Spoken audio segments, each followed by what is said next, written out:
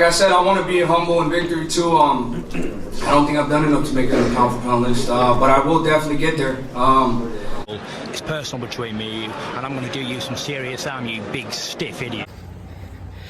The untouchable True School Sports Empire proudly presents something the boxing games were missing. Hey, what's going on? It's your boy BT, and I came here to talk some boxing with the thousands of True School Sports subscribers. All right, so after 2 years of living in Homestead, I finally did it.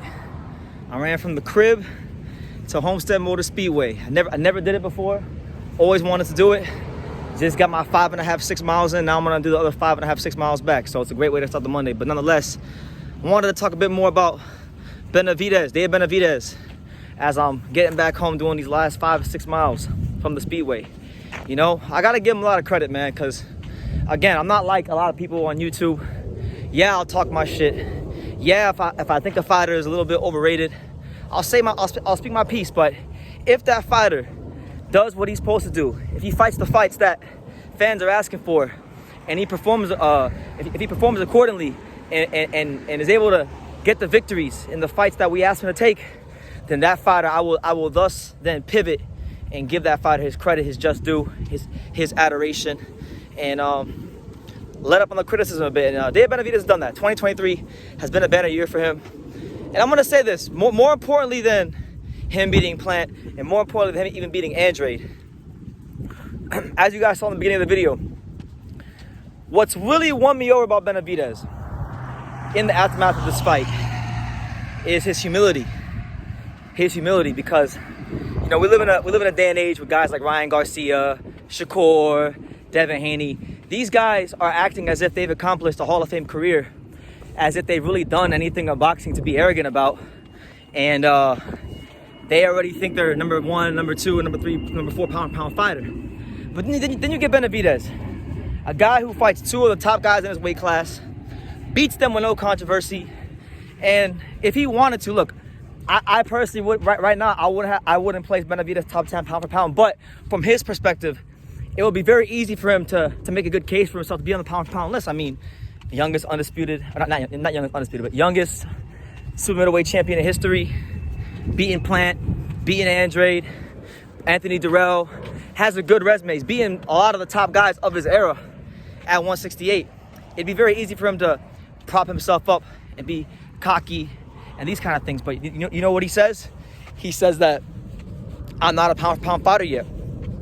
And that's so refreshing to hear in this day and age, you know, because he understands, yeah, he's done some cool things in the sport, he's accomplished things in the sport, but he's acknowledging that, hey, if I want to get to that level, if I want to get that universal recognition, there's still more I got to do. And after the attitude we see from Shakur, after the entitlement we hear from Ryan Garcia, that's why it's refreshing to hear. And it's not hard to see why my boy, shout out to him, my boy Sean Tatel from Fight Hype, has always been high on Benavidez. He's trying to beat it in my head about Benavidez, but I'm a little stubborn. I don't listen sometimes, so it is what it is. But I love that about him. I love that part about him. I like that aspect, and I hope that, you know, the young fighters coming up can look at Benavidez and say, you know what, maybe adopt a bit of that mentality. So respect to him for that. But more importantly, I want to talk about this. This is more importantly what I want to talk about, because I know everyone's talking about Canelo this and Canelo that. They want to see the Canelo fight. And, you know, truth be told, I really don't care much for the Canelo fight. I think it's whatever. I mean, Canelo Alvarez turned pro at like 147. Benavidez is like a cruiserweight. He's a light heavyweight that could be as big as a cruiserweight. So to me, him beating the shit out of Canelo after Canelo already got whooped by Bivol not too long ago doesn't really prove much to me as a boxing fan, right? That's just me though. I'm not selfish. I hope the fight happens for the fans that do want to see it, because it will be good for the sport and the business of boxing. But I want to see him go to light heavyweight, and I've been consistent about that. I want to see him go to light heavyweight, and he's starting to yap his mouth and talk about Beterbiev and Bivol. Now, I think that would be more interesting, because for one, whether it's Bivol or whether it's Beterbiev, neither one of those guys has ever been beaten, and both those guys are closer to his size. They're bigger guys to punch on. So we know Benavidez can break down just about any style. We've seen him in all kinds of styles.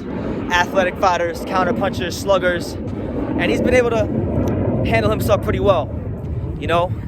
But, you know, if he fights Beterbiev, right? Beterbiev, I know, is pushing 40, so I get all that. But he still hasn't lost yet. Nobody's made it outside the ring with him as far as going the distance. Benavdiez, I don't think has ever fought somebody who could break down fighters the way Beterbiev can. And it's an actually bigger guy who can punch.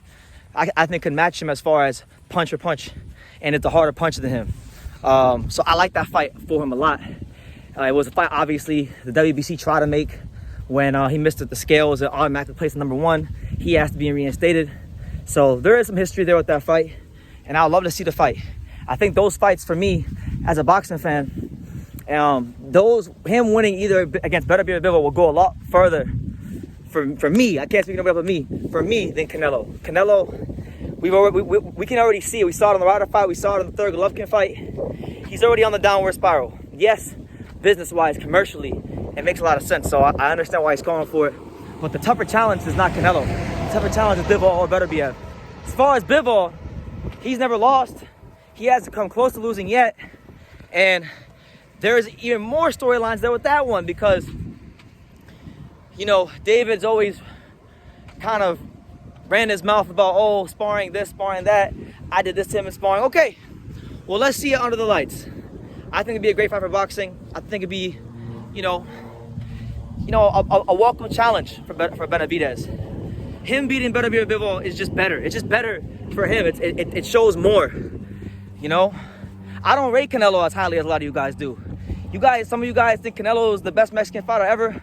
I don't quite see it that way. He's an elite fighter for the time, but he's a smaller guy who turned pro at welterweight and has had a very well-managed career.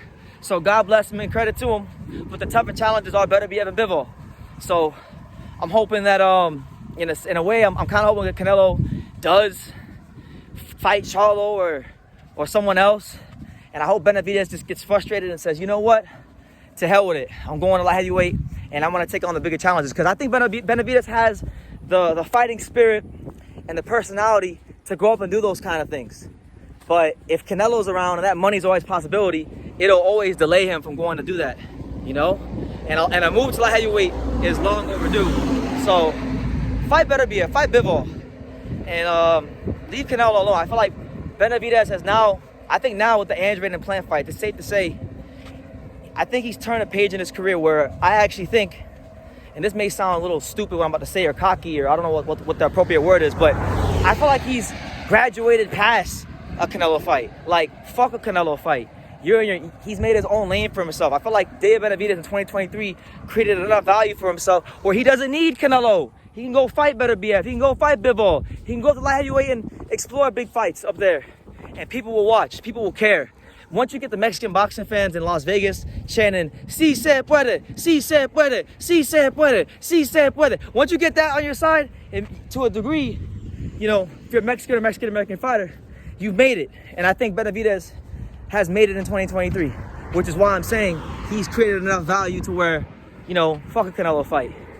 I don't want to say, the fans want Canelo, so I'm not selfish. I'm thinking for me. Bivol Beterbiev, man, come on. Those are the better fights. Those are the more entertaining fights. Those are the more destructive fights. Those are the fights where, I don't even have a rooting interest in that fight. Like, I don't hate Benavdiez like as much as you guys think. Yeah, I got pissed off at him earlier in the year because I wanted him to fight. I wanted to go to light heavyweight. But when you beat Plant, when you beat Andrade twice in the calendar year, and you put yourself in the year for fighter, you put yourself in the discussion for fighter of the year, you deserve to not be criticized. You deserve for me to let up on you. So that's what I'm doing. I'm letting up on Benavdiez. I'm giving him his just due. But at the same time, as a boxing fan, I'm speaking as to what I would like. And I would like him to just kind of say, fuck Canelo. You can go, do what you want to do. You in your lane. You don't want to come to my lane, so I got my own lane now. And go to 175. I feel like he could fight Beterbiev, fight Bivol. You got Zorro up there. I know him and Zorro got history from sparring. There's options. There's legitimate options in the light heavyweight. That's 3 fights right there. You got Bivol, you got Beterbiev, you got Zorro. All great fights for him. And then, if you really, really want to be there to be great down the line, maybe 2 years from now, maybe he could even explore, what's his name? Jael Bataya, or try to win a cruiserweight belt. I think Benavdiez is good enough to be a light heavyweight champion, cruiserweight champion. But if he just continues to chase this freckle-faced midget around, then we're never going to get the answer to see how good he could have been, how high could he have scaled. So that's what it is there. But if it happens, if Canelo fight happens, it happens. It'd be good for boxing. But yeah, let me know what you guys think. I know I'm waffling about and I'm rambling, but that's just my honest, authentic thoughts. So I want to hear your guys' honest, authentic thoughts in the comments down below. Make sure you guys take the time to subscribe. And like I say in every single one of these videos, you can love me or you can hate me, but I'm just giving Daniel. So until next time, take care. Thank you for watching another video on the untouchable True School Sports Empire. For more great boxing content just like this video, click right here and make sure you subscribe. Much love from sunny South Florida.